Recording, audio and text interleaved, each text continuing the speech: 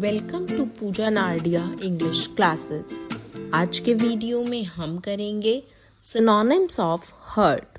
सबसे पहले जानते हैं सिनोनिम्स का एक्सप्लेनेशन। सिनोनिम्स आर वर्ड्स और phrases that have the same और वेरी सिमिलर मीनिंग्स, अर्थात समानार्थी शब्द वे शब्द होते हैं जिनका अर्थ एक जैसा या लगभग एक जैसा होता है। Let's do synonyms of hurt. First, damage, DAMAGE। Second, distress, DISTRESS। Third, afflict, AFFLICT।